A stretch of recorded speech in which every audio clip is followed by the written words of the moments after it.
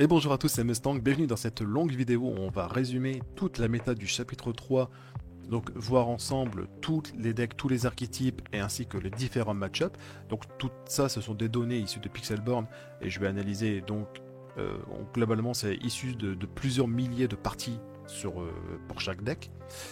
Ça va bientôt être Lille, il reste plus qu'une semaine. Certains d'entre vous sont encore indécis quant aux decks qui vont jouer, certains hésitent peut-être entre un deck ou un autre.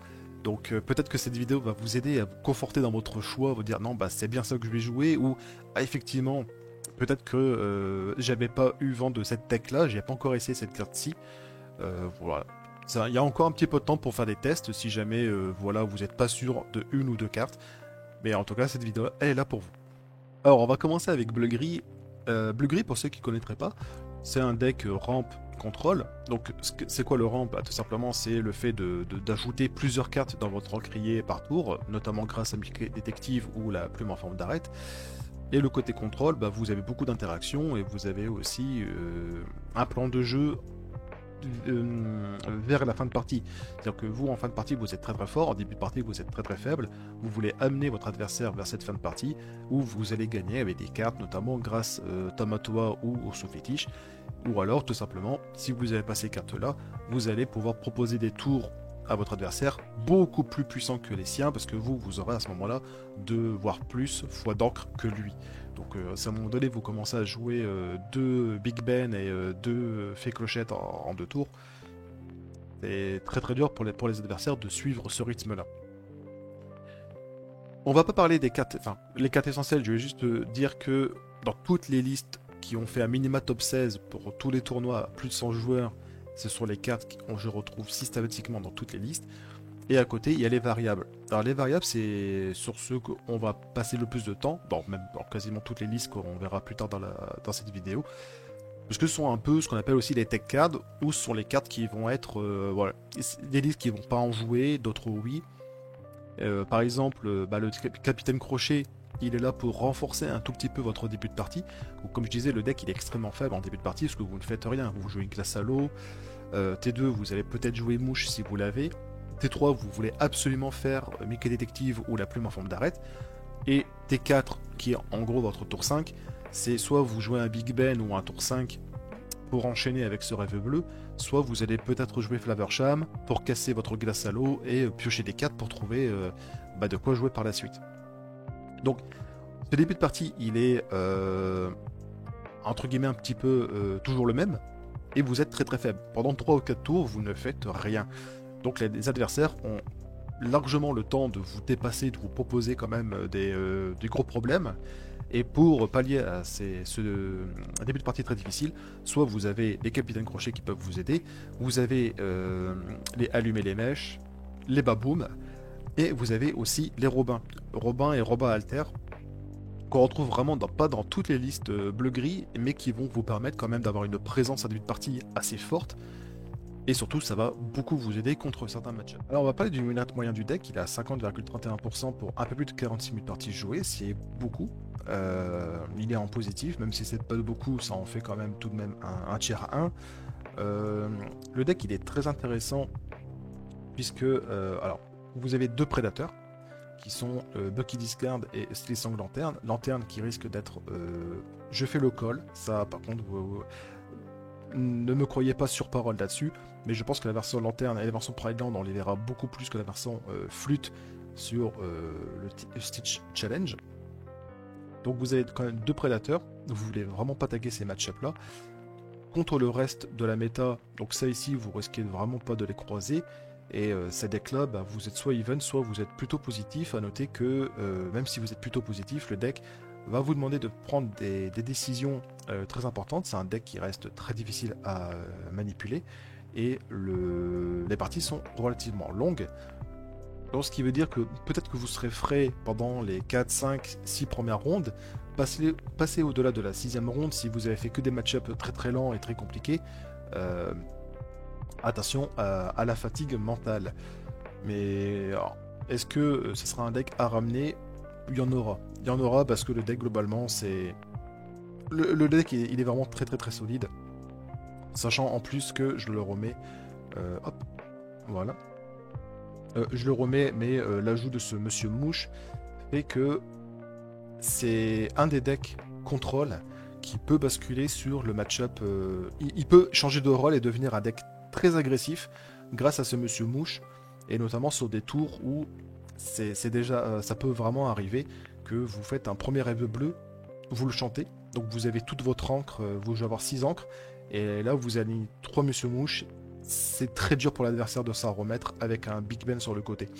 Donc le deck peut faire des sorties vraiment débiles et peut basculer quand même sur un côté un peu plus agressif, juste grâce à un Monsieur Mouche que vous allez soigner avec votre glace à l'eau. Donc contre des match-up contrôle, ça peut éventuellement être un plan de secours. Alors on va passer sur le violet vert tempo, qui est un autre deck que je pense très difficile à maîtriser. L'idée c'est que vous avez un deck aggro, mais qui va chercher avant tout à conserver l'avantage sur le board. Il faut que vraiment vous contrôliez la partie de A à Z avec ce deck-ci. Vous n'êtes pas si agressif que ça, parce que vous avez les rondins, le Flynn essentiellement pour partir à l'aventure rapidement, et c'est tout. À côté, il va falloir, c'est-à-dire toujours conserver le board tout le temps, tout le temps, tout le temps, tout le temps.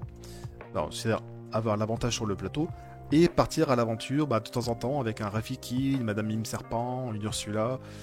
Ça vous rapporte pas beaucoup de points de l'or, mais c'est dans l'idée du deck, c'est vous allez grappiller des points tour après tour, et à chaque fois il faudra proposer des choix difficiles à votre adversaire. Et donc c'est en ce sens que je pense que le deck il est très difficile à maîtriser, parce que pour pouvoir proposer des choix difficiles à votre adversaire, il vous faut une excellente vision du jeu, une excellente connaissance du jeu. Si vous n'avez pas une bonne connaissance du jeu, vous-même vous n'allez pas pouvoir prendre les bonnes décisions qui vont embêter votre adversaire en fait.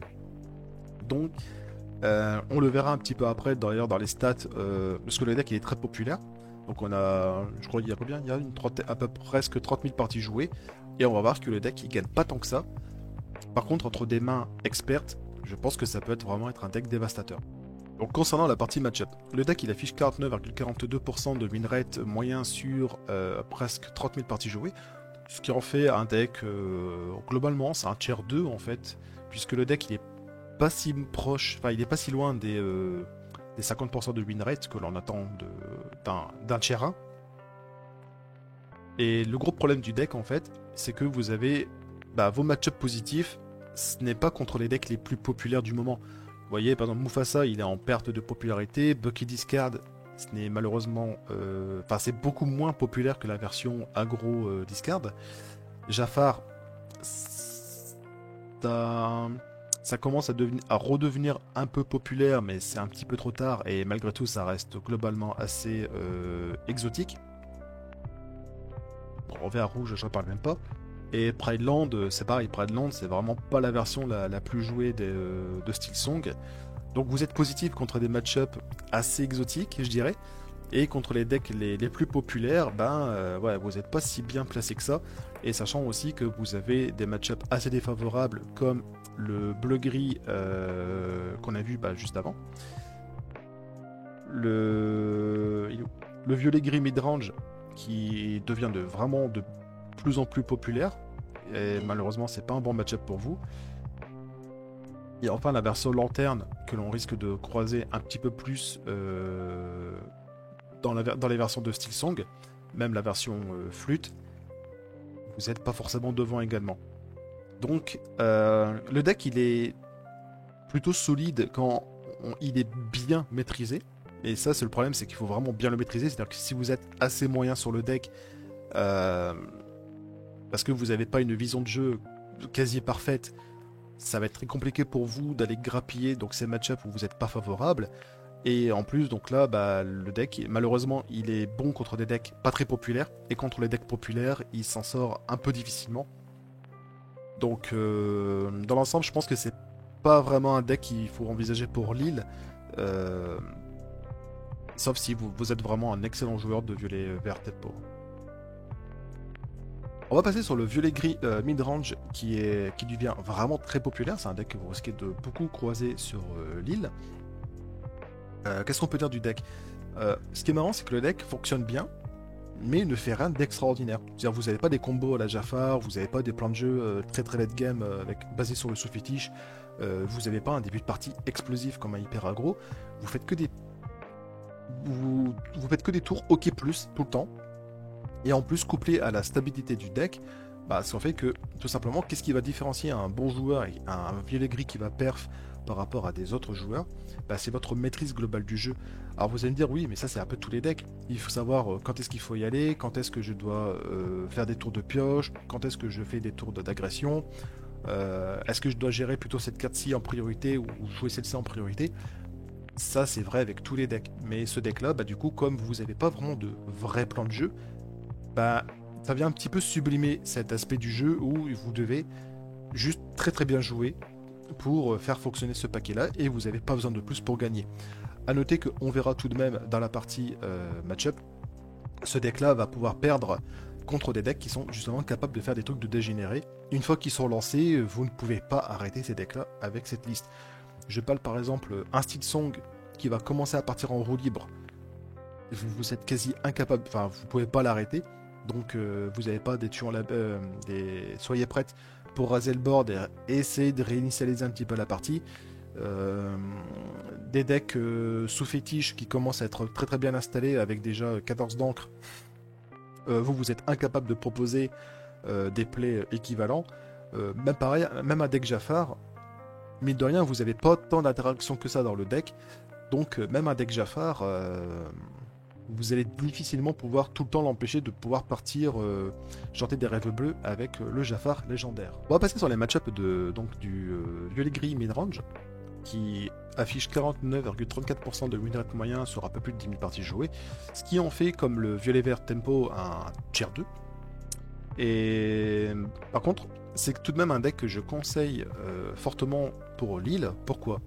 Parce que vous voyez, dans ces pires match-ups, donc vous avez violet bleu qui est un peu populaire, on le croise en tournoi régulièrement sur cette fin de saison 3. Et donc ça c'est typiquement le genre de deck où vous devez absolument vous positionner comme un deck aggro et assez rapidement. Sauf que bah, vous savez pas faire ça avec ce deck-ci, donc bah, c'est pour ça que vous êtes très difficile de les battre. A noter que les 100 parties jouées, si on était à 1000, 2000 parties jouées, le win rate ici serait plus probablement dans les 44% ou peut-être 46%, pour dire que c'est vraiment très très très défavorable. Mais autrement, vous prenez tout ça, ben, ce sont pas des decks populaires en fait, c'est des decks très marginaux, vous risquez peut-être même de pas les croiser à Lille. Évidemment, sur 2048 joueurs, il y aura des joueurs qui vont ramener ces decks-ci, mais il y en aura extrêmement peu en fait. Donc finalement, vous êtes défavorable contre tous les decks non pas populaires. Alors on va dire oui, il y a un Mufasa Red, mais Red Fassa, encore une fois, est en perte de popularité sur ce chapitre 3, et je pense que c'est pas un bon deck à ramener pour Lille, on verra plus tard quand on analysera le Red Fassa. Et globalement, bah, vous êtes plutôt OK+, contre le reste de la méta. Alors il y a le vert gris aggro discard qui se joue essentiellement au coin flip, et il y a encore que. Mais le reste, vous êtes capable de vraiment les battre au final. Donc soit vous êtes OK+, enfin vous êtes OK contre l'ensemble de la méta, ou vous êtes vraiment favorable contre la méta. Donc on pense notamment à la version Bucky, le Steel Song Flute ou les decks aggro qui fonctionnent un petit peu. Donc ça en fait vraiment un très très bon choix. Faut juste pas taguer les decks pas populaires, et normalement le deck il est plus que ok. Donc comme quoi, y a pas faut pas voir que le côté le win rate moyen d'un deck, il faut voir aussi contre quel deck les match-ups de ce deck, contre les decks les plus populaires, en tout cas les match-ups que vous avez le plus de chances de rencontrer à Lille. Et donc là, ici, donc ce deck-là, il coche entièrement cette case-ci en fait. Hein. Certes, il a des très très mauvais match-ups, mais dans l'idée, vous avez que des match-ups ok ou positifs contre les decks les plus populaires. On va continuer avec les decks violet-gris, on va s'attaquer au deck Jafar. Donc Jafar, pour ceux qui ne connaîtraient pas le deck, c'est tout simplement basé, alors pas essentiellement, mais la stratégie du deck, une des stratégies du deck, c'est de se baser sur le Jafar, légendaire du chapitre 3, qui dit que quand il est épuisé pendant votre tour, quand vous piochez les cartes, vous pouvez gagner autant de points de l'or que de cartes piochées. Donc la stratégie, c'est de le jouer en alter par-dessus un des Jafar de la liste. Vous les faites chanter sur FE bleu, et si vous avez de quoi chanter ou jouer d'autres FE bleus pendant le tour, bah vous marquez 7, 14, voire 21 points de l'or en un tour.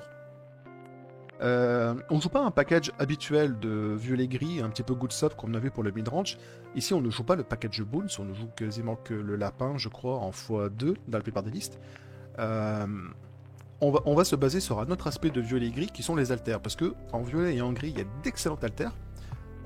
Donc du coup, on va jouer avec l'effet bleu, qui quand vous jouez des personnages alters, vous piochez une carte. Donc le deck a... Même si on se base pas sur le côté Jafar, vous n'arrivez pas à faire la combo Jafar, vous piochez beaucoup, beaucoup, beaucoup, et vous êtes très contrôle.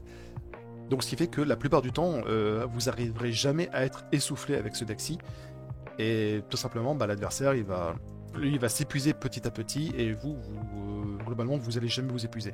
Vous avez beaucoup trop de pioches dans le deck pour arriver à être épuisé à un moment donné. Ça, c'est vraiment la grosse force du deck. Malgré tout, le fait de ne pas jouer le package Boons, ça se sent. Ça se sent parce que le package est extrêmement fort, vous avez beaucoup de présence. Là, ici, vous devez vraiment jouer les cartes les unes après les autres. Vous allez jouer un Jafar Alter, ensuite une bête, ensuite une fée clochette, ensuite un Robin. Donc vous pouvez vraiment écraser votre adversaire comme ça en lui proposant tour après tour des cartes très très fortes. On va passer à la partie match-up. Alors le deck affiche un win rate moyen de 50%, voyez-le comme le dernier des tier 1 ou le premier des tier 2, ça c'est vous qui voyez. En tout cas sur à peu près presque 15 000 parties jouées, donc le deck est quand même vachement meilleur que ce que la plupart des gens peuvent penser du deck. Le côté match-up polarisé, on le voit, on voit ici il y a très très peu de 50%. Et soit vous êtes vraiment bien positif, soit vous êtes vraiment très rapidement très négatif. Alors évidemment, attention toujours, les valeurs ici en bleu qui indiquent que le nombre de parties jouées n'est pas forcément très conséquent, donc attention au win rate à pas se faire avoir. Concernant maintenant la présence de Jafar ou non à Lille, eh bien, quand on regarde dans la partie des match-up négatifs, on voit par exemple le Stilson Flute et le Mufasa Roulette qui perdent en popularité par rapport à la version lanterne. Les Mufasa Roulette, je pense que c'est pas forcément un très très bon deck pour aller à Lille, donc il y en aura très certainement, mais je serais surpris de les voir top. Donc globalement, ça c'est déjà deux mauvais match-up que vous risquez de ne pas trop rencontrer à Lille. Alors évidemment, vous avez le vert gris discard, ça c'est le match-up que vous voulez absolument pas affronter. Et ensuite, c'est tout. Alors, les pirates n'existent pas. Alors la version fait bleu, j'en parlerai pas trop parce que malheureusement j'ai pas beaucoup de chiffres exploitables à vous montrer. Ici, si je vous montre la feuille, tout est en bleu, donc c'est difficile d'avoir des données pertinentes. Le jaune-vert, c'est pareil, j'ai déjà expliqué, je sais pas c'est quelle liste exactement, et c'est pareil pour les chiffres. Vous voyez ici, il n'y a pas beaucoup de parties jouées. Les chiffres sont vraiment pas pertinents. Donc finalement, vous avez un match-up que vous voulez absolument pas affronter. Vous en avez deux ici que si vous pouvez les esquiver, c'est bien, mais le match-up il est loin d'être ingagnable. Et ensuite derrière, vous êtes positif contre tout le reste. Alors attention évidemment ici aussi, vous êtes positif, mais faire quand même très attention aux valeurs en bleu. Ça ne veut pas dire que vous êtes foncièrement positif. Il aurait fallu peut-être encore 1000 parties jouées de plus contre chacun de ces decks-là pour vraiment affiner un petit peu le win rate contre chacun de ces decks. Mais à noter que donc la version lanterne qui devient de plus en plus populaire, vous êtes relativement positif. Si jamais il y a des jaunes violets hyper aggro qui traînent, pareil, vous êtes vraiment très positif. D'ailleurs, ce deck-là a vraiment tendance à éclater tous les decks aggro.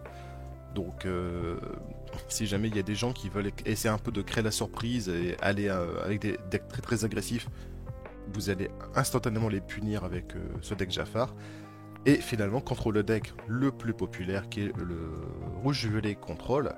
Alors vous êtes positif, ceci dit, le match-up, en tout cas pour l'avoir beaucoup fait, il est très très dur à piloter.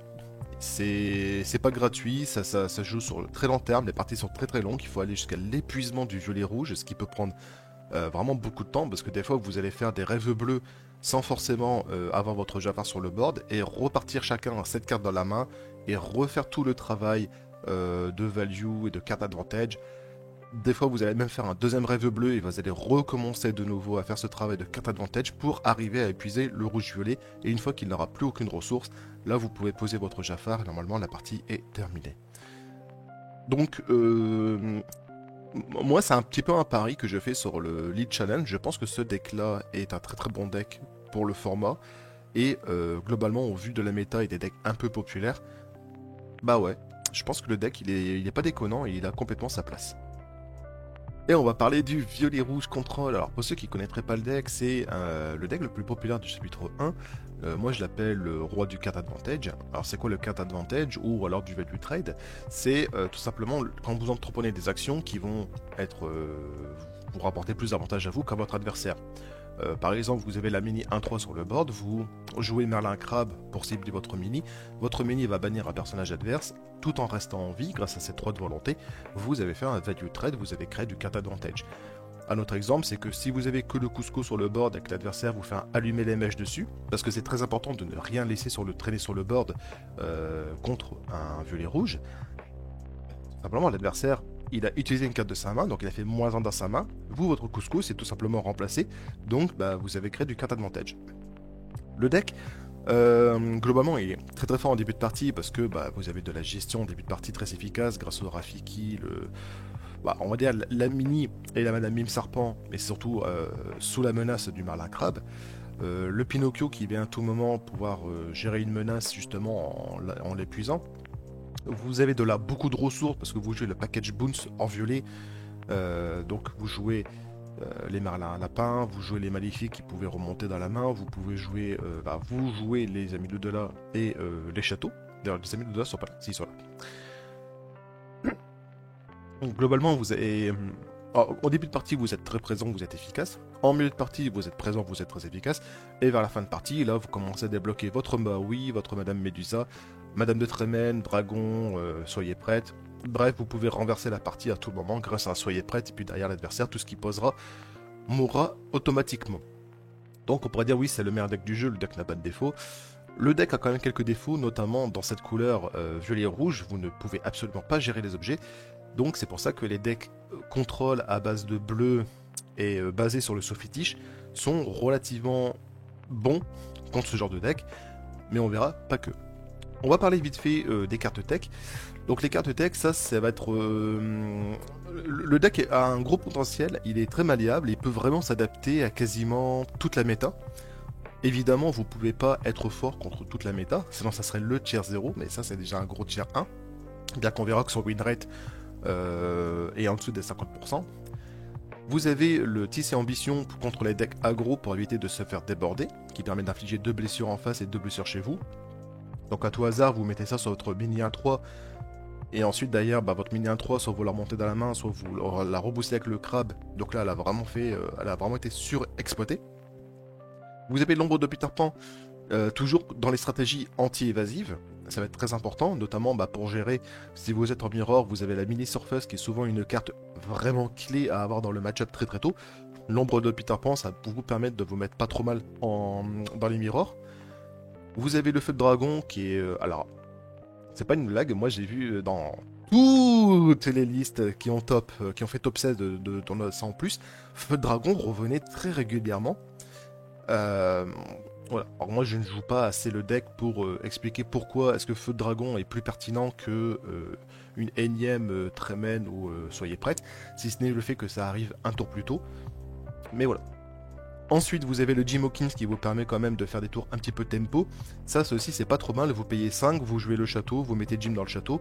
C'est une 4-4, c'est un peu dur à chercher. Le château, c'est 7 de volonté, c'est un peu dur à chercher. Ça fait des plays de tempo un peu intéressants. Donc, si jamais vous devez être dans l'agression, notamment si vous jouez contre des versions très contrôle, ça peut s'envisager. Et enfin, la Isma qui est encore un énième removal qui peut être mis à la place par exemple des Trémènes ou des Medusa, parce qu'encore une fois, le deck, même s'il pioche beaucoup, il joue quand même beaucoup de non-ancrables. Normalement, c'est compensé par votre capacité de pioche, mais c'est possible de faire des très très mauvaises sorties parce que tout simplement vous êtes trop de non-ancrables, donc la Isma peut remplacer une Trémène ou une Medusa. On va passer à la partie match-up. Le deck il affiche un win rate moyen de 49,74%, donc un petit peu en dessous de la moyenne, mais on va pas le considérer comme un tiers de pour autant, faut pas déconner, c'est violet rouge. Avec un peu plus de 70 000 parties jouées, hors mirror évidemment, comme tout le reste des decks que je vais vous présenter d'ailleurs. Au niveau des win rates, alors le deck c'est très intéressant parce que vous n'aurez jamais En fait ce deck là n'a jamais des auto-wins. Donc vous avez très rarement des match-up en vous disant, vous voyez le deck en face, vous vous dites, bon, c'est bon, j'ai le match-up, je peux jouer relax, y a pas de souci, c'est free win. Ça, vous l'avez pas. Par contre, des free lose, vous en avez peut-être potentiellement sur le violet jaune hyper aggro qui peut être très difficile. Donc, d'où le fait que l'on voit des TC Ambition ou des Peter Pan Shadow en side. Pas en side, excusez-moi, en carte tech dans les listes. Et globalement, même votre meilleur match-up, donc ici le violet gris midrange, c'est le match-up, il est très très difficile à piloter, il est vraiment pas free. Genre, à tout moment, le violet gris, s'il joue vraiment très très bien, il fait plutôt une bonne sortie, ça peut devenir très compliqué, voire pas possible pour vous de gagner, parce que normalement, le violet gris va beaucoup plus piocher que vous et générer beaucoup plus de value. Ça va être son plan de jeu à lui pour vous battre. Et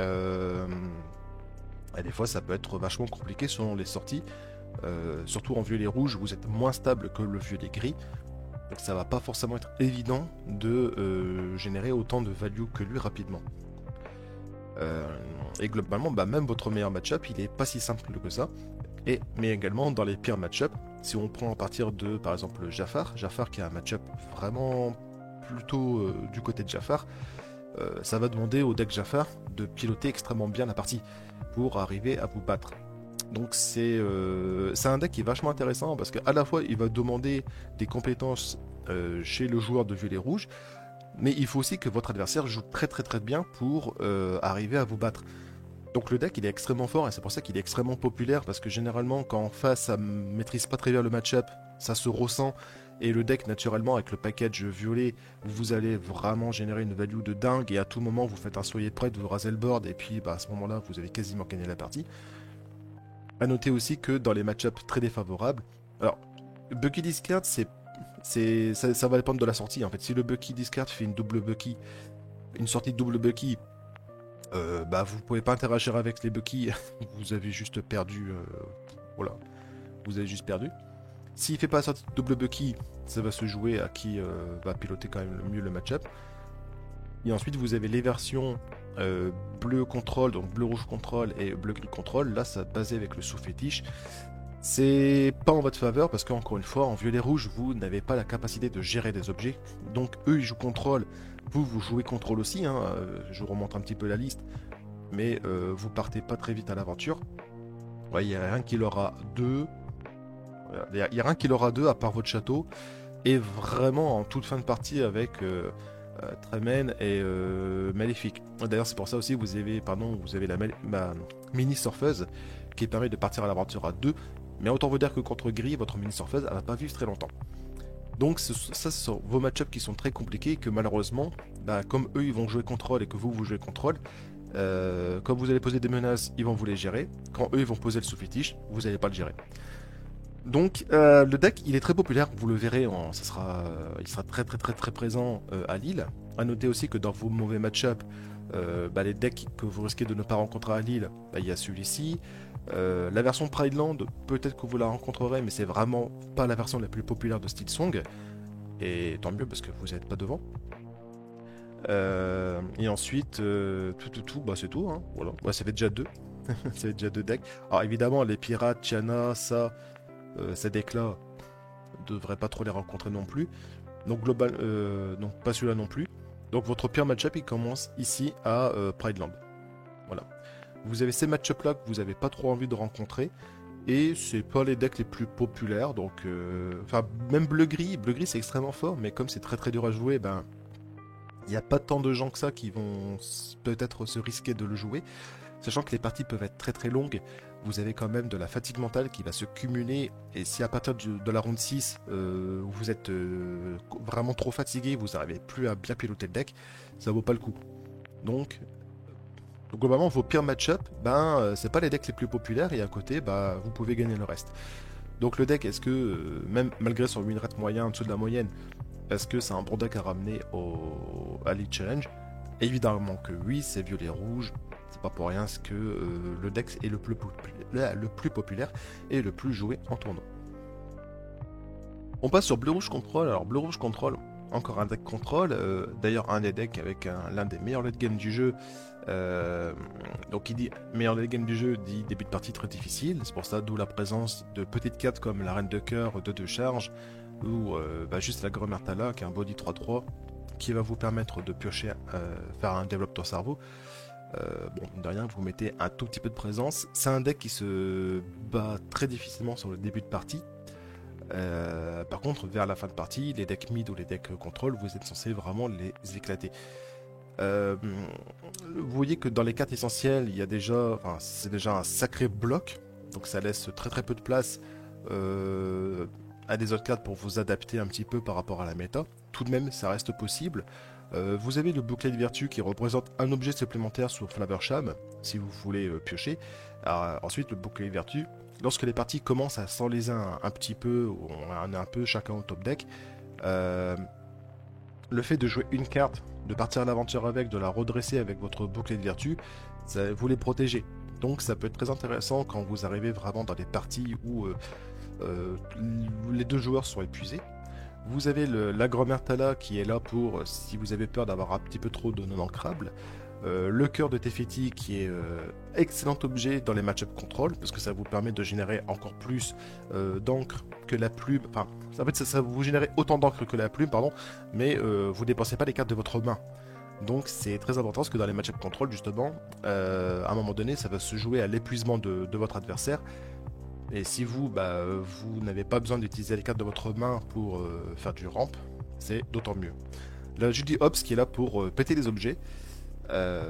Soit vous pouvez péter un de vos objets pour piocher un, ça vous permet d'avancer un petit peu, et puis en plus vous avez un body de 3 qui aura 2, ce qui de temps en temps ça peut vous faire gagner un petit peu de temps, surtout si vous allez chercher des personnages qui l'orent très rapidement, comme des Flynn Rider ou des Lilo, des Maléfiques, ce genre de cartes. Autrement, dans les miroirs, ça permet quand même d'aller gérer le sous-fétiche, de gagner un petit peu de temps, parce que tant qu'il n'y a pas le Tamatoire adverse, tous les sous-fétiches que vous allez casser, ça sera toujours ça en moins, c'est une menace en moins. Le Jim Hawkins, il est là, donc avec le Manoir de Picsou. Alors ça ne fait pas grand chose de mettre Jim Hawkins dans le Manoir de Picsou, c'est juste que comme pour le Violet Rouge, c'est ce qu'on appelle, ça fait des plays un peu tempo, où pour 5, vous allez jouer en tout pour 9 d'encre, mais pour 5. Alors vous posez un body, vous posez votre lieu qui est très difficile à aller chercher. Donc ça peut être des petits plays comme ça que vous faites en milieu de partie pour essayer de stabiliser un petit peu, commencer à rentrer des points de l'or, ou alors vous avez un personnage qui va commencer peut-être lui aussi à faire des choses, à faire des trades, ce genre de choses. Notamment si vous avez le bouclier de vertu, 4-4, c'est pas rare que vous arrivez à tout simplement faire 2 trades avec votre Jim Hawkins, ou alors à casser des lieux en face aussi. Et enfin le Hades. Donc le Hades, il est là pour, si vous voulez, encore plus de contrôle. Mais je pense que ça devient très compliqué de faire rentrer le Hades au vu du nombre de non-ancrables qu'il y a déjà dans le deck. Alors le deck a beaucoup de non-ancrables, c'est un potentiel de briques assez énorme. C'est pour ça que l'on joue essentiellement la plume en forme d'arête qui vous permet de poser vos cartes non-ancrables en encre. Et que sans ça, si vous n'avez pas la plume, votre main ça peut devenir une très très grosse brique très rapidement. On va passer au match-up du deck, donc à 49,27% de win rate. On va pouvoir quand même le considérer comme un très solide tier 2, mais pas vraiment un tier 1. Alors pourquoi pas un tier 1? Parce que le deck a quand même des gros défauts. Le premier défaut, c'est que le deck, encore une fois, c'est très difficile de très très bien le piloter. Vous avez des situations où malheureusement vous touchez pas votre Flaversham, vous touchez pas votre plume en forme d'arête, et là vous sentez que la partie va être très compliquée pour vous. Et qui plus est, en plus les parties sont très très très très longues, parce que vous gagnez pas avant vraiment très très loin dans la partie. Donc comme les parties sont extrêmement longues, ça veut dire aussi fatigue mentale qui va arriver. Donc le deck il a des excellentes qualités, mais il a aussi des gros défauts. Et notamment, alors, il y a aussi, là, vous voyez que le Aggro Discard, c'est normalement votre meilleur match-up, mais si vous avez Flaversham. Si vous n'avez pas Flaversham, le match-up, c'est 20-0 pour l'adversaire. Pareil, Hyper Aggro, c'est censé être un de vos pires match-up. Alors là, le win rate est différent parce que Ça, c'est dans les listes que j'ai récupérées qui ont fait top 16. Maintenant, en tournoi physique, il y a très très peu de decks aggro qui font top, voire quasiment pas. Et donc les joueurs, souvent, ils font le pari de se dire, je ne vais pas prendre d'outils anti-aggro, parce que de toute façon, si je les tag, bah tant pis, j'ai perdu, mais je ne vais pas m'affaiblir contre les decks vraiment que je risque de rencontrer la plupart du temps. Donc si vous croisez un deck aggro, genre vous venez avec ce deck-là à Lille, vous taguez un jaune violet hyper aggro en round 1, c'est pas de chance. C'est pas de chance, mais globalement, la stratégie c'est de pas se préparer contre les decks que vous allez le moins rencontrer, mais contre les plus populaires. Et toutefois, si jamais vous avez peur des decks aggro, à ce moment-là, il faut rajouter par exemple la mini 1-3 en tour 1, votre roi vous invite à la fête, et il y a également Mergotel, celle qui s'inflige des blessures, parce que vous jouez la Mergotel, vous la soignez avec votre glace à l'eau, votre Mergotel, elle va faire 2 ou 3 trades avant de pouvoir être bannie, donc elle va vous permettre de stabiliser la partie très rapidement. On va partir sur les stats. Donc en dehors de ça, bah, globalement, vous voyez que vous êtes sur des match-ups extrêmement serrés. Hein. Vous n'avez pas de match-up. Alors ces deux-là, je les ai expliqués, c'est un peu particulier. Parce qu'évidemment, contre le violet-vert, bah, vous voulez hard mulligan votre glace à l'eau et votre flavor sham, parce que sinon c'est juste vraiment impossible de gagner pour vous. Et le reste, bah, vous n'êtes pas tant positif que ça. Vous avez des match-ups positifs, mais ils sont pas positifs de beaucoup. Et par contre, pareil pour les match-ups négatifs, vous avez des match-ups négatifs, mais pas forcément négatifs de beaucoup. A noter aussi que vos pires match-ups, donc c'est Bucky Discard, tout simplement parce qu'à un moment donné, vous allez avoir très peu de cartes en main, ce qui va être normal, surtout si vous partez avec le plan de jeu de la plume en forme d'arête, vous allez vider votre main, et puis vous allez de nouveau la remplir avec le Flavor Sham. Ça va être une étape un peu difficile à passer, parce que le Bucky fait une sortie de double Bucky, c'est comme pour le violet rouge, vous aurez juste tour 5, vous aurez plus de cartes en main, et vous n'aurez pas eu le temps de mettre en place votre plan de jeu. Et sinon, sinon ça peut se jouer. Mais le Bucky à tout moment peut vraiment vous faire défausser toutes vos cartes clés. Peut jouer les Ursula à 2 pour voir si vous avez des soyez prêtes en main. Il vous enlève votre soyez prête, ça vous retire votre outil de comeback. Ça peut vraiment être très délicat. Et le reste des decks, voilà, je ne vais pas répéter à chaque fois, c'est des decks qui sont quasiment inexistants en tournoi. Donc est-ce qu'il faudrait ramener bleu-rouge à Lille? Moi je le conseillerais pas. Je le conseillerais pas. Maintenant, si vous êtes un très grand joueur de bleu-rouge et vous êtes très habitué, vous pouvez le ramener, sachant que voilà, comme vous avez vu, vous êtes soit pas beaucoup négatif, soit vous êtes majoritairement pas beaucoup positif non plus. Mais faire très attention à la durée des rondes et à la fatigue mentale. On passe sur le Red Fassa. Alors le Red Fassa, j'arrête pas de dire, je ne conseille pas le deck pour Lille, et on va voir pourquoi dans la partie match-up. En tout cas, présentation du deck, pour ceux qui ne connaissent pas, c'est centré sur la carte Mufasa, donc légendaire du chapitre 2, et globalement, dans votre deck, vous allez jouer que des personnages. Pourquoi? Parce que quand votre Mufasa il est banni, vous pouvez révéler la prochaine carte de votre deck. Si c'est un personnage, vous pouvez le jouer gratuitement. Donc même si vous êtes tour 5 et que vous révélez une Maléfique Dragon, vous pouvez la jouer et vous pouvez effectuer son effet d'entrée de mise en jeu. Chose très rigolote, c'est que vous avez autant de cartes essentielles que de cartes variables ou tech dans ce deck là, parce qu'au finalement, dans un deck Mufasa, ce qui importe, c'est vous jouez n'importe quoi. Vous pouvez vraiment jouer n'importe quoi, essentiellement tant que ce sont des personnages. Alors pourquoi est-ce qu'il y a quand même des essentiels et des variables? Parce que évidemment, on va aller chercher les personnages les plus rentables à jouer avec Mufasa, et avec les effets les plus puissants, comme la Maléfique Dragon, la Madame de Trébène, l'Hydre, c'est vraiment quelque chose qui va vous stabiliser les parties de manière très forte dans ce deck. On va jouer des personnages comme Mufasa, la mini surfeuse, la réponse. Alors la réponse elle est essentielle au deck parce que sinon vous n'avez aucun moyen de pioche. Et ensuite vous avez quasiment que des personnages qui leur a deux. Alors, vous pouvez rajouter des porcinés, vous pouvez rajouter des Stitch Rockstar, des Chernabog, des Dingo, des Prince Eric. pouvez vraiment jouer quasiment ce que vous voulez dans le deck, tant que ça lore beaucoup et que ça a à minima des effets de mise en jeu ou des effets quand la carte elle est présente en jeu. Comme le Prince Eric par exemple, vous le révélez, vous le jouez. Bah vous dites quoi à l'adversaire? Bah vas-y, bannis mon Prince Eric, je vais te bannir un autre personnage ou tu me laisses mon Prince Eric et je vais partir à l'aventure pour deux. Donc vous voyez que c'est... Ça peut être... Même juste un Prince Eric, ça peut être très embêtant pour l'adversaire de le révéler sur Mufasa. Alors, je disais que la réponse a été essentielle, c'est pour ça que l'on voit la mère Gothel 3-4. Parce qu'évidemment, c'est quelque chose que vous avez envie de faire dans ce deck-là, hein, c'est de blesser votre... Bah, elle va se blesser elle-même, puis vous allez jouer la réponse pour piocher un maximum de cartes. Et voilà, il n'y a pas grand chose à dire, hein. Le deck il va chercher à poser vraiment un personnage tour après tour, vous jouez que des personnages qui leur beaucoup, tout le temps, tout le temps, tout le temps.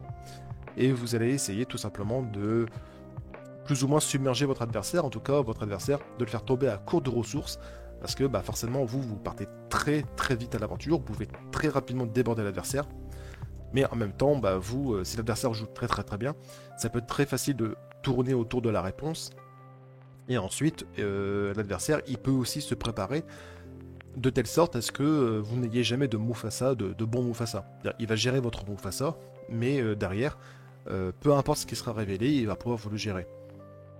Donc on passe à la partie match-up du deck. Donc le deck, il a 49,71% de win rates. Ça en fait un deck décent, clairement pas un tier 1 pour autant. Avec un peu plus de 27 000 parties jouées. Et alors, chose très. Vous la voyez qu'il n'y a même pas de dégradé, c'est. Voilà, hop, tout ça c'est assez négatif. Et ça c'est assez positif. A noter que le Jafar c'est assez positif, mais c'est vrai et c'est pas vrai en même temps. En gros, le deck Jafar, vous avez quasiment aucune interaction avec les Jafar. Vous n'avez pas d'interaction de board avec ce deck là, ou très très peu. Ou il faut ajouter des cartes comme votre aura vous invite à la fête ou des soyez prêtes.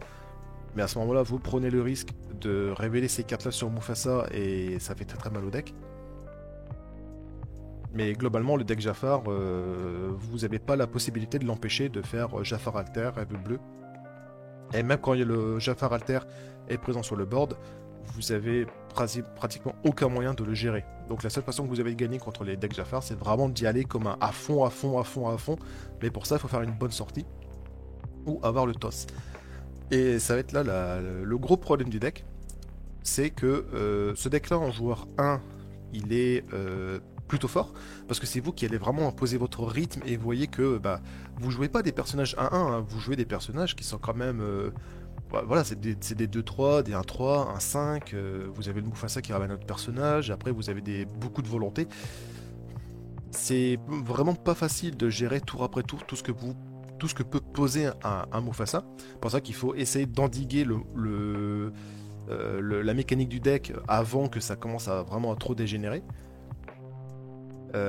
Mais en joueur 1 c'est facile. En joueur 2, comme vous n'avez pas d'interaction directement avec ce que va proposer l'adversaire, donc vous n'avez pas par exemple vous n'avez pas de... Vous pouvez jouer Tisser Ambition, mais encore une fois c'est compliqué parce que si vous révélez ça avec votre Mufasa, vous êtes vraiment pas bien. Donc globalement, vous avez très très peu d'interaction en début de partie avec ce que va proposer votre adversaire. Vous n'avez pas de tour à la bête, vous n'avez pas par exemple accès à la fée clochette qui va venir faire des dégâts et tout doucement venir gérer un petit peu le board. Non, vous n'avez vraiment rien de tout ça. Donc en joueur 2, le deck il est, j'ai envie de dire, exécrable. C'est très très difficile de gagner en joueur 2 avec ce deck. Et comme à Lille, vous le savez, les deux joueurs commencent chacun à son tour. Donc généralement ce que vous allez faire, c'est que vous allez gagner la première et vous allez perdre la deuxième. Donc vous allez quasiment faire que des 1-1 avec le deck, voire vous allez vous prendre des 2-0. Alors attention, vous allez mettre des 2-0 également parce que vous faites, vous êtes joueur 1, vous faites une sortie, donc vous êtes joueur 1, vous avez beaucoup de chances de gagner avec le deck. Vous êtes joueur 2, l'adversaire fait une mauvaise sortie, vous faites une sortie impeccable, vous allez quand même gagner évidemment.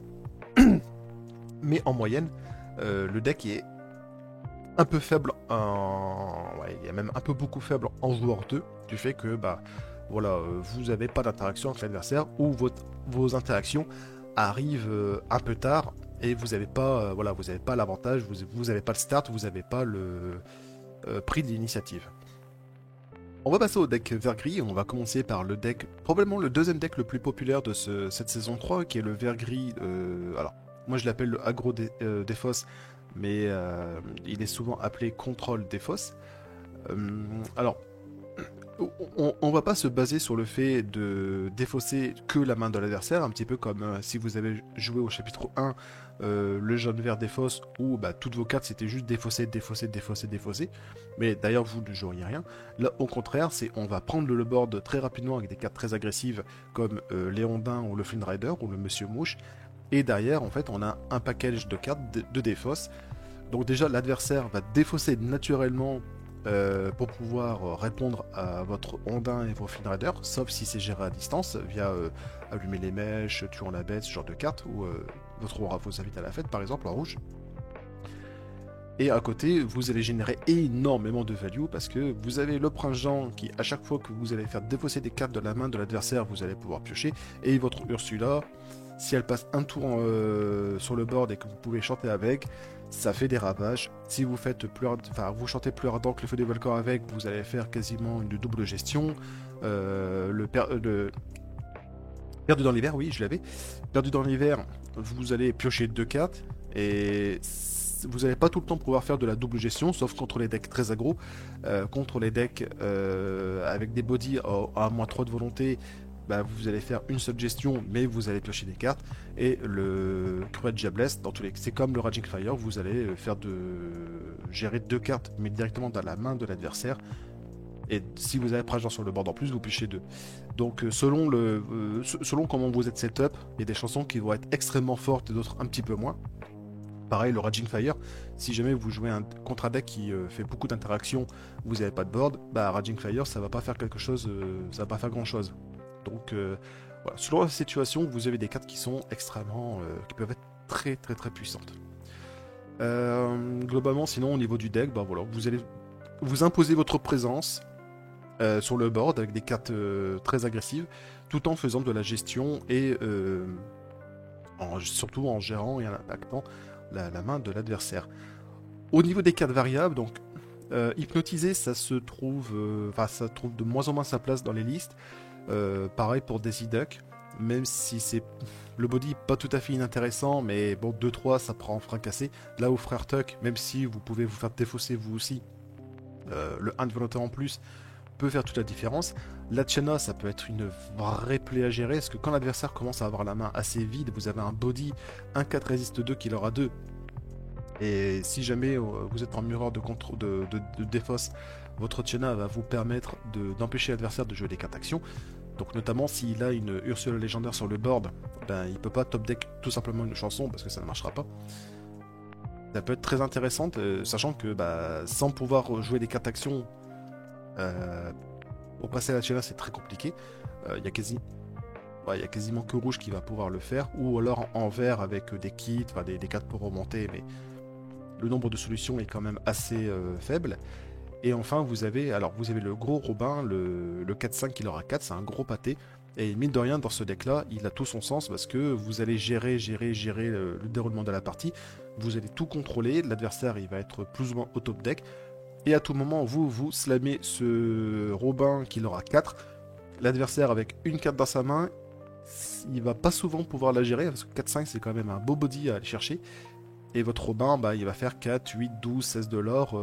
Il va très rapidement pouvoir clôturer la partie à lui tout seul.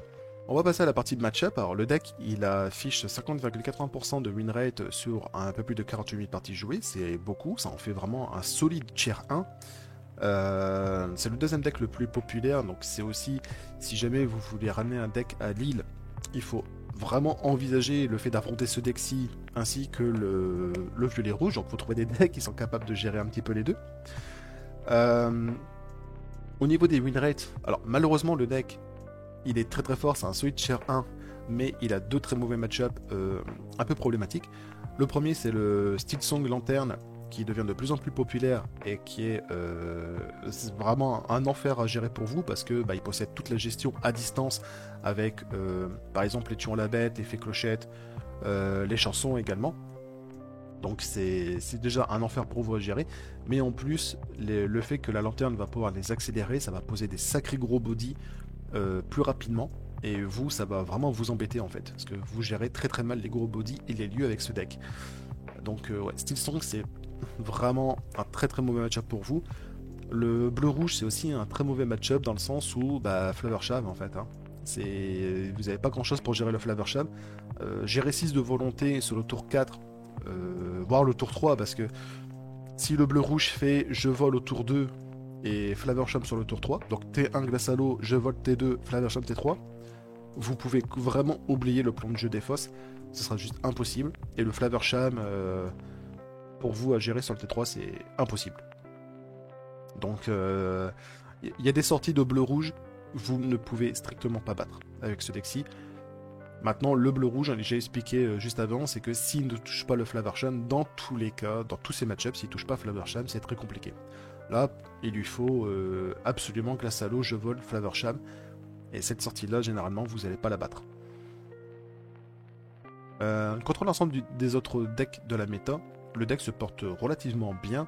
De temps en temps, ça va se jouer un petit peu au coin flip. Le plus important, c'est de voir à peu près les decks un peu plus populaires. Donc celui-ci, le violet-rouge. Alors violet-rouge, ça va être très compliqué. On va prendre le violet-rouge, même le Jafar en dessous.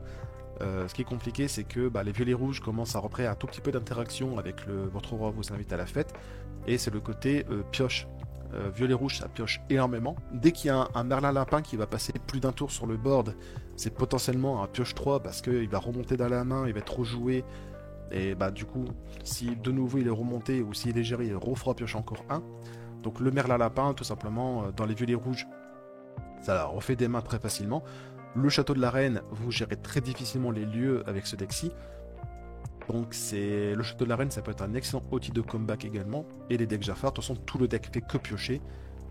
Donc c'est pas facile quoi. Généralement, c'est comme pour le bleu-rouge. C'est-à-dire qu'ils ont des lignes de play où votre plan de jeu des fosses ne va pas fonctionner. Et comme le deck Jafar de base possède beaucoup d'interactions dans le deck, et notamment des fracassés main deck pour gérer votre Ursula légendaire, c'est très compliqué. A noter, faites attention aussi, la version, elle est où, la version mid-range violet-gris.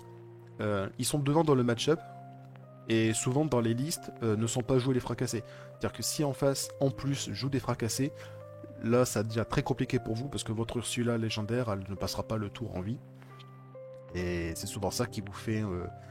c'est souvent ça qui va faire pencher la balance de votre côté quand vous faites une partie. C'est si votre Ursula légendaire passe un tour en vie, là derrière vous prenez un avantage conséquent.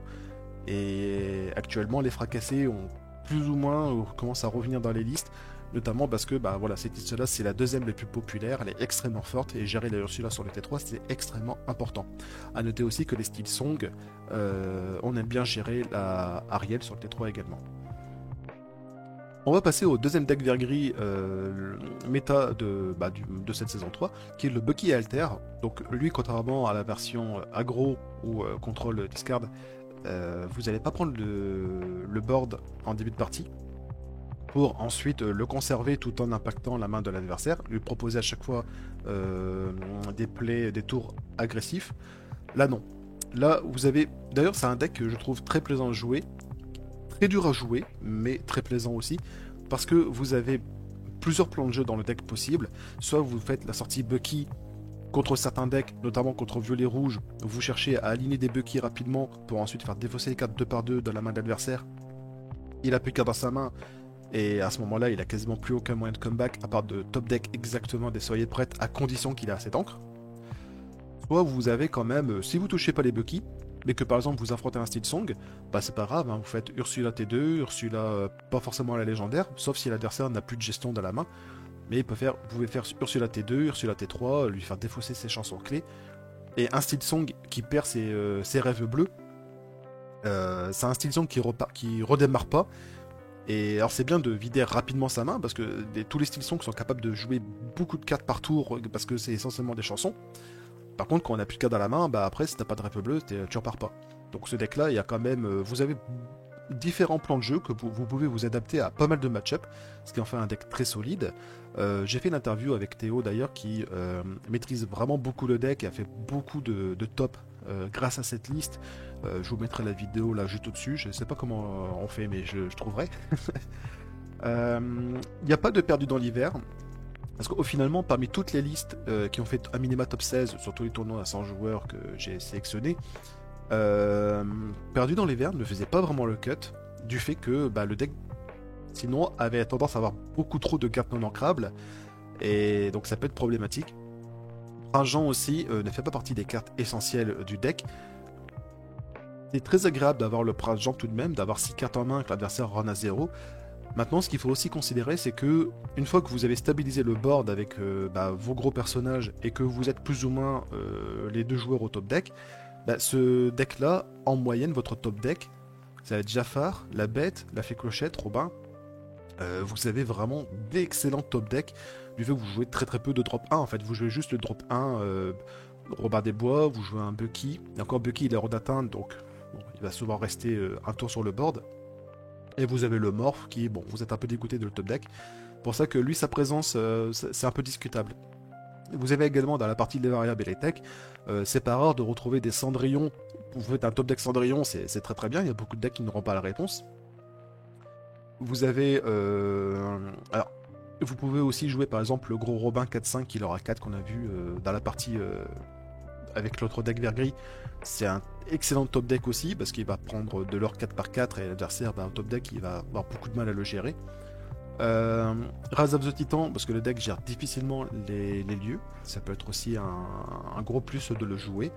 Et enfin il y a ce rêve bleu, mais ça je vous renvoie à la vidéo avec Théo pour plus de détails concernant ce rêve bleu. On va voir maintenant la partie match-up. Donc le deck il affiche un win rate moyen de 50,37% pour 21 000 parties jouées, c'est un peu plus de 2 fois moins que la version que j'ai montré juste avant.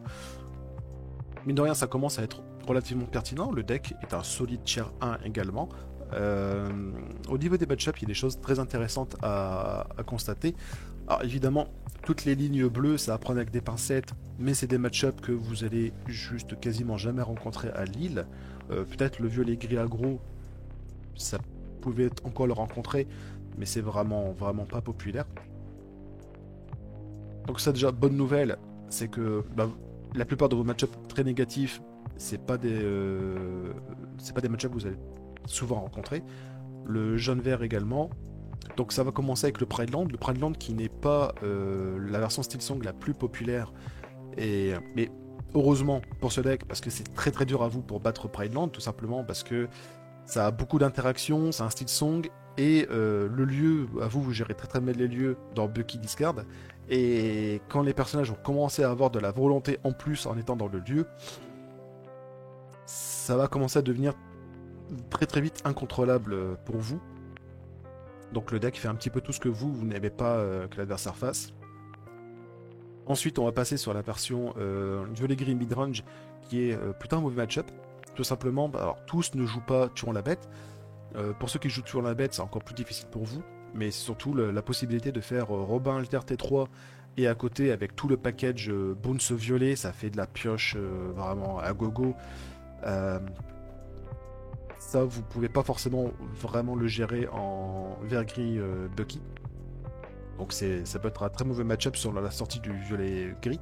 Et comme le deck il est extrêmement stable, vous allez très souvent vous prendre des Robin Alter T3 et les problèmes vont commencer à partir de ce moment-là. Le violet vert tempo, c'est plutôt un mauvais match-up. Il vous faut absolument le Jafar Alter qui est monstrueux contre le deck. Si vous touchez pas votre Jafar Alter, c'est très très compliqué. En gros, votre Jafar Alter, c'est vraiment votre première carte impactante, hormis la Ursula. Mais la Ursula, il y a de fortes chances qu'elle se prenne juste un Pinocchio ou un Kit. Votre Jafar Alter, lui, même s'il se prend Pinocchio, mais il peut pas prendre Kit avec ses 3 de force, et même s'il se prend Pinocchio, il va souvent faire 1 ou 2 trades. Madame Mime Renard, elle fait du 1 pour 1 dans Jafar. Donc le violet vert tempo, il aime pas trop faire du 1 pour 1, il voudrait plutôt faire des value trade, parce que sinon le deck il est relativement faible. Donc ouais, il faut toucher votre Jafar très très rapidement pour commencer à stabiliser, et ensuite vous allez prendre l'ascendant petit à petit en posant des gros pâtés tour après tour, et là le violet vert normalement n'arrivera pas à suivre. A noter que le violet vert aussi est incapable de gérer votre Bucky. Vous posez un Bucky, il va rester là jusqu'à temps que vous avez envie de le dégager. Et ensuite le reste des decks, soit vous êtes positif, soit vous êtes un peu un peu 50-50. Donc ouais, le deck il a... En fait Bucky Alter, c'est un petit peu comme un Jafar Alter, hein. Vous avez des match-ups qui sont extrêmement difficiles, et vous avez des match-ups qui sont alors, soit extrêmement simples, soit évidemment ça va vous demander une sortie particulière. Je reprends l'exemple de Violet-Rouge, vous faites une sortie double Bucky, c'est quasiment l'autoroute pour vous. Vous faites pas une sortie double Bucky, là va falloir vraiment jouer et bien jouer. Donc est-ce que je te conseille le deck pour Lille? Franchement oui, quand on voit que... je disais, il faut trouver des decks qui sont favorables face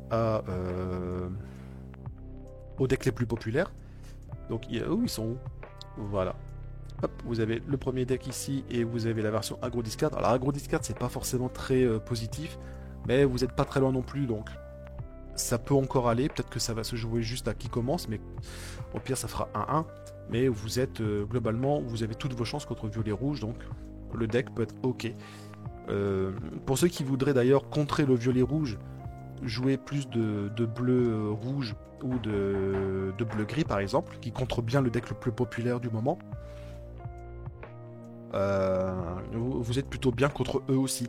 Donc vous êtes pas trop mal contre les decks populaires, et vous êtes plutôt bien contre les decks qui sont faits pour battre les decks populaires. Donc ça peut être vraiment très intéressant et une bonne stratégie de prendre Bucky pour Lille. On arrive vers la fin de la vidéo et on va parler de Steelsong. Alors pour ceux qui ne connaîtraient pas Steelsong, qu'est-ce que c'est? C'est tout simplement des decks qui vont se baser beaucoup sur les chansons, un peu moins pour la version Lanterne et Prideland que l'on va voir tout de suite. Et généralement ce sont des decks qui vont proposer, en fait qui vont partir un petit peu en roue libre.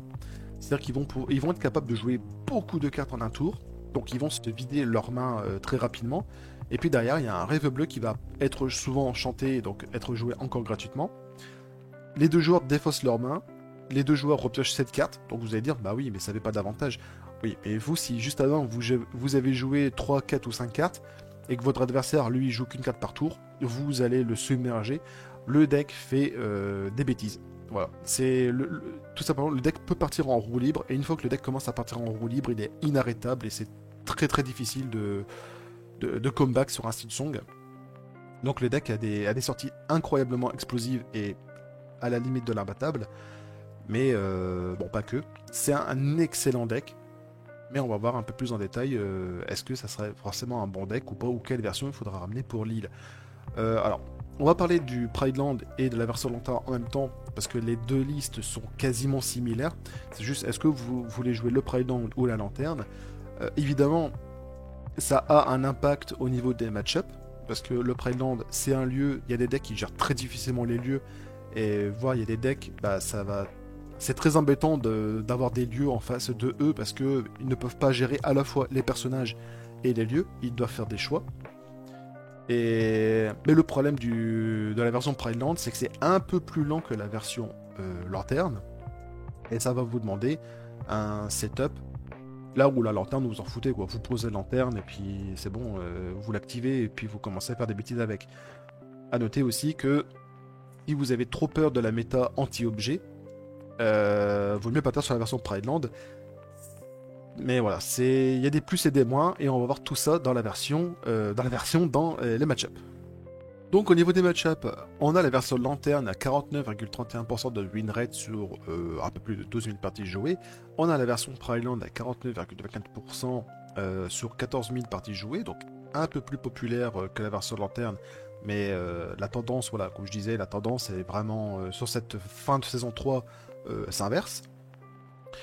Ce qui est intéressant de noter, c'est que par exemple, prenez la version Prideland, votre match-up contre Violet-Rouge, c'est de 51,21%, donc c'est sur 2700 parties, donc le match-up il est vraiment positif.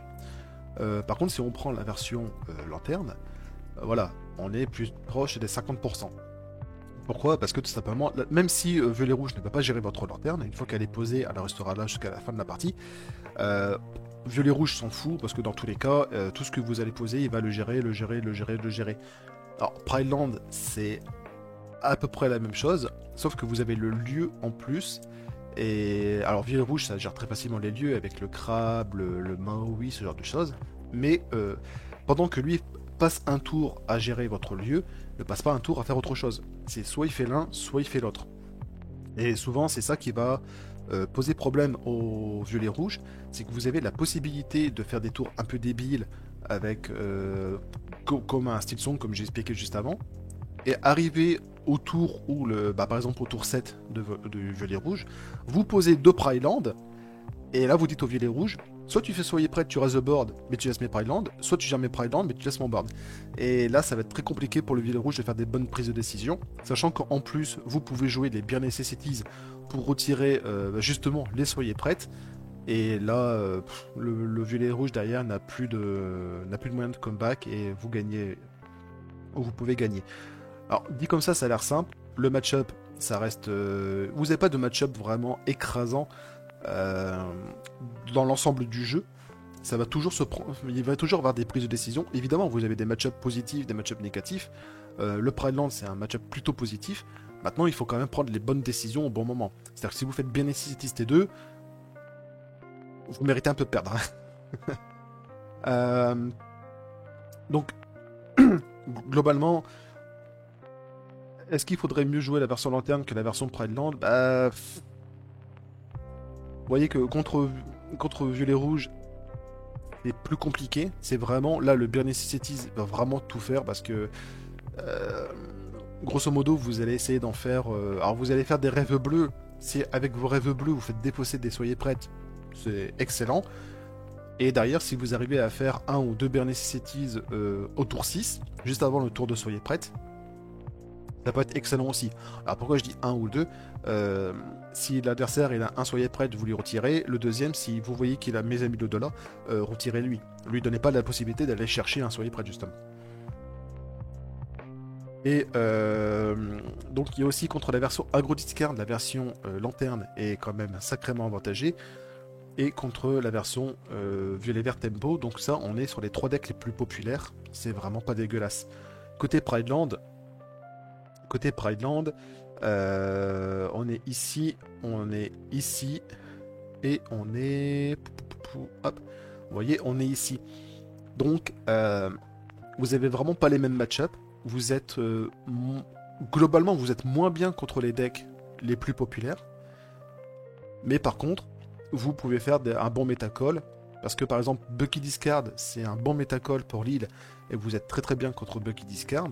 Vous êtes aussi très très bien contre la version lanterne, enfin vous êtes un peu mieux contre la version lanterne. Donc vous voyez que finalement ça va être... Je peux pas vous conseiller plus lanterne ou la version Pride, parce que les deux ont des très très bons arguments, et je vous dirais juste ça va dépendre de votre affinité avec le deck. Ce sont des decks qui sont encore une fois très difficiles à bien piloter. La version Prideland est même encore plus difficile à piloter, parce que le setup est plus difficile à faire que de juste poser une lanterne. Maintenant, l'avantage, c'est que la plupart des listes qui jouent du gris vont incorporer des Benja. Donc votre lanterne, il y a beaucoup de chances qu'elle saute et que vous ne puissiez pas en profiter. Alors que le Prideland va quand même vous encaisser 1 ou 2 points d'or. Avec ses sets de volonté, ça peut... Il y a des decks, tout simplement les verts gris, vont galérer de ouf à les gérer. Et on attaque la dernière grosse analyse de cette vidéo. Alors ce n'est pas fini, il y aura un petit bonus à la fin, mais bon, je vous spoil pas, mais en même temps il y aura le timecode, donc quelque part vous serez automatiquement spoilé. On va parler de style song flûte. Alors même si le package reste globalement similaire à ce qu'on a vu précédemment, la façon d'appréhender les parties, les match-ups en style song flûte n'a rien à voir avec les deux versions précédentes, parce qu'ici on va pas chercher à écraser l'adversaire avec des gros bodies rapidement grâce à de l'accélération, notamment grâce à la lanterne et au Prideland. Non, ici on va jouer vraiment une version très très contrôle, hyper contrôle même, et on va générer des points de lore grâce à la flûte, qui dit que quand en gros vous inclinez la flûte, si vous avez joué au moins une chanson pendant le tour, vous gagnez un point de lore.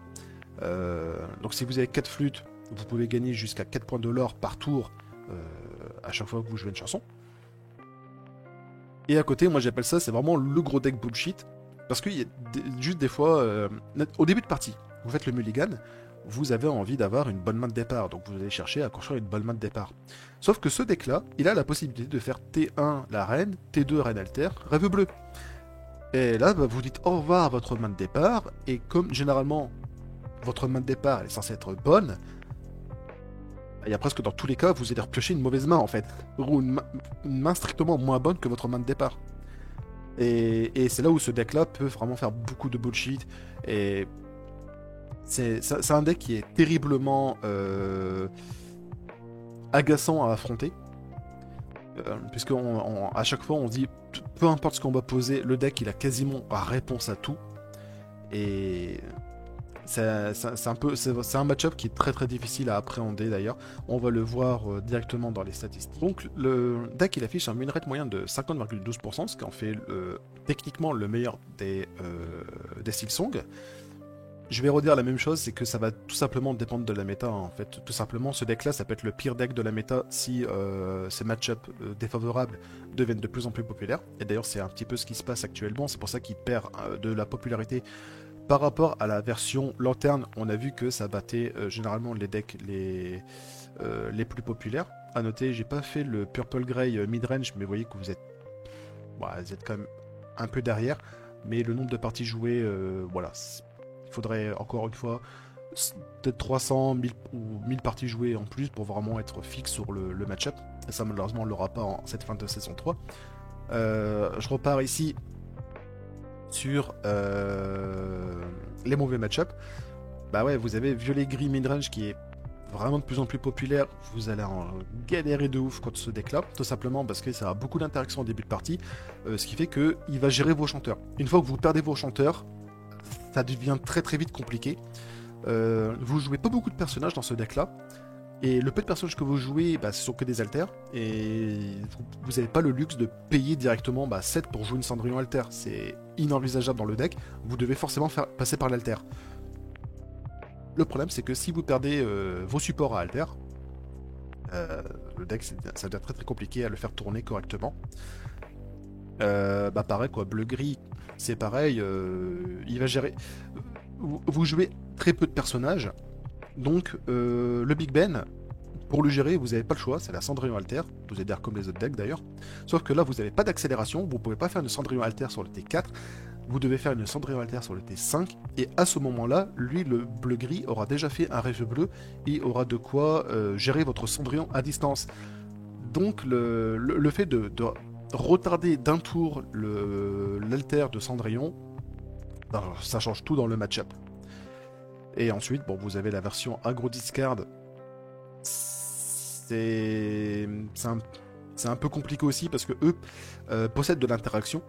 Donc je marque agro discard. Encore une fois, normalement c'est contrôle discard, mais c'est un peu difficile de considérer ça comme un deck contrôle alors que ça joue beaucoup d'early game.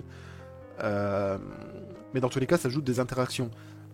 Et si vous perdez vos chanteurs, encore une fois, vous n'êtes pas capable de stabiliser les parties sans chanteur. Donc faire très attention à tous ces decks-là qui sont capables d'aller chercher vos chanteurs rapidement. Pareil pour violet-rouge. Violet-rouge, ça joue un Pinocchio, ça va chercher votre chanteur, ça remonte le Pinocchio, ça le bounce, ça le rejoue, ça va rechercher un autre chanteur. Et tout simplement, violet-rouge, il est capable d'aller chercher vos chanteurs sans problème. Et plus tard, vos personnages alter, ça va vraiment pas l'effrayer. Ça va se prendre des Tremen, des Medusa, des Maléfiques Dragons, des Soyez Prêts, des Maui, enfin bref, ça va prendre la totale. Donc, globalement, violet-rouge, je vais pas dire que c'est foncièrement un mauvais match-up, parce qu'on est quand même très très proche de 50%. Mais il faut vraiment capitaliser sur vos flûtes très rapidement. Il faut sortir des flûtes très rapidement. Si malheureusement vos flûtes se cachent dans le fond du deck, le match-up est quasiment ingagnable pour vous. Et après, vous êtes un peu à 50%, voire très très positif, notamment contre le deck Jafar. Le deck Jafar, c'est impressionnant comment... Et je disais il n'y a pas très longtemps que vous avez pas de deck qui écrase les uns les autres. S'il doit en avoir que un, c'est celui-ci. Ce match-up là, il est quasi ingagnable pour Jafar. C'est vraiment impossible parce que vous jouez un deck hyper contrôle, vous avez toutes les interactions du monde pour gérer le plan de jeu de la fée bleue, le plan de jeu alter, le plan de jeu Jafar. Normalement, un deck Jafar n'est vraiment pas censé pouvoir gagner contre la version flûte. Après, attention, évidemment, Il y a toujours des possibilités de faire des mauvaises sorties, de briques, ce genre de choses. Mais pour avoir beaucoup fait le match-up, c'est extrêmement difficile de faire quoi que ce soit, d'arriver à réaliser quoi que ce soit quand on joue Jafar contre un Silksong Flute. Donc voilà pourquoi le deck perd un peu en popularité, hein, on le voit. Voilà. C'est tout simplement ces match-up là qui risquent de. Qui sont populaires. Le Prideland aussi, qui bon, un peu en baisse de popularité par rapport à la version lanterne, mais qui va toujours exister. Et vous n'êtes pas très bien. Voilà. J'ai oublié celui-ci. Donc voilà. Ça reste un très très bon deck. Ça reste un deck capable de faire du bullshit. La sortie Renalter T2 qui chante ce rêve bleu, ça met à mal beaucoup de decks parce que vous allez tout simplement interrompre les sorties parfaites, les plans de jeu de beaucoup de decks. Mais globalement, vous voyez que parmi les decks les plus populaires, vous êtes derrière, contrairement à la version lanterne où on avait vu que on était plutôt pas mal. Encore une fois, je dirais, dans tous les cas, si vous maîtrisez le Silksong de la version flûte, ne basculez pas du jour au lendemain pour la version lanterne. Vaut mieux que vous y allez avec un deck que vous maîtrisez plutôt qu'un deck que vous ne maîtrisez pas. Maintenant, si vous êtes un joueur de Silksong aguerri, que peu importe la version, vous maîtrisez, vaudrait peut-être mieux partir sur une de ces deux versions-ci. Donc, voici le petit bonus de la vidéo. Donc, ça va pas être une analyse comme j'ai fait précédemment avec un condensé des meilleures listes de tous les tournois qui a plus de 100 joueurs, parce que ces listes là il n'y a que 2 listes qui ont perf sur cette saison 3 donc difficile de faire une grosse analyse là-dessus. Je vais juste vous présenter les listes, et encore je vais pas forcément bien les analyser. La première liste, elle est classique de chez classique. On a des Lilo, on a du remontoir, le Simba pour protéger, le fameux T1 Lilo, T2 Simba du chapitre 1. Le Porcinet qui, si vous avez un petit peu de board, très très vite va partir à l'aventure pour 3. Le Prince Ceinture qui vous donne du lore à distance tout en protégeant votre carte. Vous partez à l'aventure avec votre Lilo, vous partez à l'aventure avec votre Arthur, vous reprenez Lilo en main, vous remettez Lilo, vous l'avez redressé, vous avez gagné 5 points de lore dans la manip. Vous avez un petit peu de reach avec la chèvre, vous avez de la pioche quand même parce que vous jouez violet, vous avez le mal à lapin, les mésimes de là. Donc globalement tout ça c'est classique. On a le 99 Chiot qui vient créer une petite surprise. C'est vrai que je pense que personne ne tournerait autour de la carte, donc ça peut venir créer la surprise. Et la Kida Alter légendaire pour protéger votre board, notamment si vous avez Baloo ou Simba sur le board de votre adversaire, lui ne pourra probablement pas les passer avec ce qu'il a. Il faudra qu'il joue des cartes charge ou de la gestion à distance. Alors, généralement les decks perdent contre les decks gris, on le verra après dans la partie match-up. Mais je vais vous montrer surtout la deuxième liste qui a perf aussi. Donc c'est pareil, hein, ça a fait combien? Top 16, c'est ça? Ouais, top 16 sur le tournoi, je crois, à plus de 200 joueurs. Donc c'est très étonnant, et c'est très étonnant quand on voit la gueule de la liste. Voilà, je vous laisse faire pause, je vous laisse admirer cette liste et comprendra qui pourra. Donc niveau du win rate, le deck il a 48,14% de win rate moyen, ce qui est un des pires win rates de la méta actuellement, hormis les decks que je n'ai pas pu analyser parce que faute de données.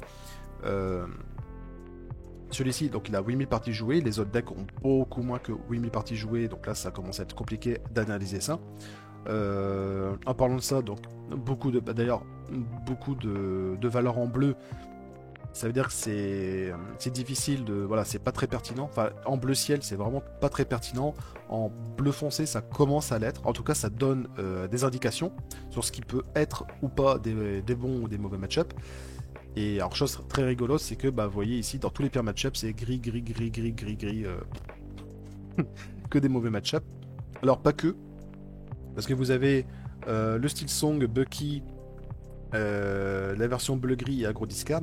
Alors bleu-gris, je l'avais dit, c'est probablement le deck gris le plus sensible au deck aggro. Vous avez sincèrement toutes vos chances de gagner contre un bleu-gris en jouant jaune-violet hyper aggro.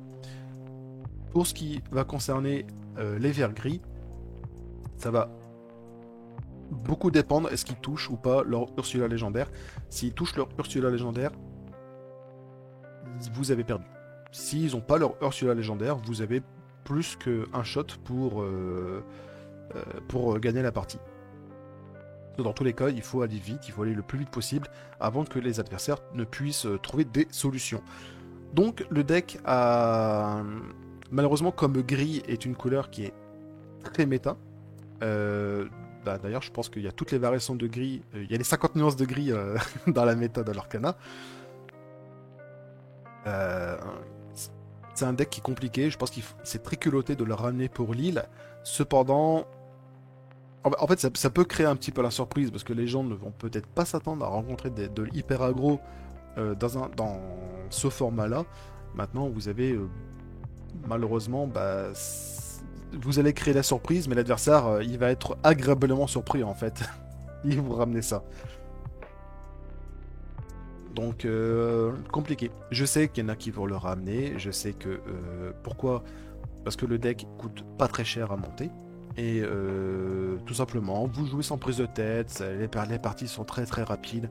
Si vous vous dites, moi de toute façon, je vise pas le top.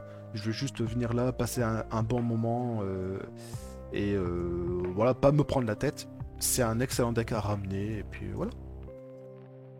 Donc c'est enfin la fin de la vidéo, je sais pas combien de temps elle va durer, je vais essayer de la raccourcir au maximum pour que ça soit je veux dire, un peu moins chiant pour vous. Bon, ça sera chiant à regarder, mais ça sera moins long en tout cas, vous vous emmerderez un petit peu moins longtemps. Moi je vous dis, dimanche, j'ai hâte de vous rencontrer ce week-end où je ferai partie des arbitres. N'hésitez pas à me dire, d'ailleurs, me faire un retour en commentaire ou me faire un retour directement à Lille. Est-ce que cette vidéo a pu vous décider? Vous hésitiez entre deux decks, deux versions? Peut-être vous hésitiez entre Prideland et Lanterne, et la vidéo, en tout cas au vu des statistiques, vous a aidé à vous décider. Ça m'intéresse énormément. Si par contre vous avez trouvé que l'analyse était inutile, n'hésitez pas à le dire en commentaire aussi. Ça m'aide à avancer. Et sur ce, moi je vous dis bonne chance, bon courage et à ce week-end.